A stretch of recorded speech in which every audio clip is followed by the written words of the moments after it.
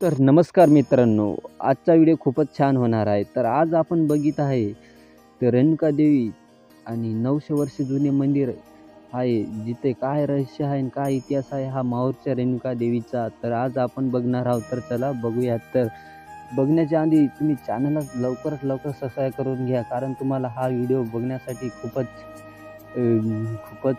मजा येणार आहे आणि तुम्हाला असे व्हिडिओ बघण्यासाठी चॅनलला सबस्क्राईब तर करावंच लागेल. तर बघूया आजचं काय आहे रहस्य.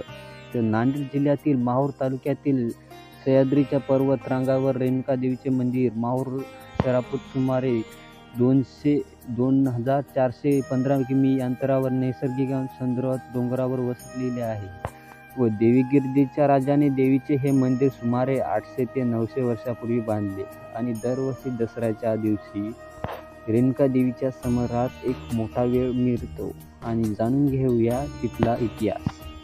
तर नांदेड महाराष्ट्रातील 3.5 शक्तिपीठांमध्ये एक असणारा शक्तिपीठ म्हणजेच माहूरचे श्री रेणुका देवीचे मंदिर ओळखले जाते. तर नांदेड जिल्ह्यातील माहूर तालुक्यात सह्याद्री पर्वतरांगावर रेणुका देवीचे मंदिर माहूर शहरामध्ये सुमारे 2415 मीटर किमी अंतरावर आहे.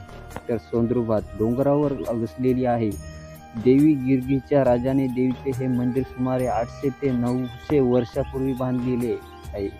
तर दरवर्षी दसऱ्याच्या दिवशी रेणुका देवीचे सर्मात एक मोठा मेळा भरतो आणि महाराष्ट्रातील दुसरे शक्तिपीठ म्हणजे देवीचे 3.5 शक्तिपीठा म्हणजे एक मूळ जागृत पीठ म्हणजे माहूरची श्री रेणुका देवी होय आणि श्री परशुरामाची माता म्हणून रेणुका मातेला ओळखले जाते. महाराष्ट्रातील अनेक पारिवारिक ही कुलदेव आहे आणि रेणुका देवीचे हे मंदिर 13व्या शतकात देवगिरीच्या यादकालीन राजाने बांधले आहे.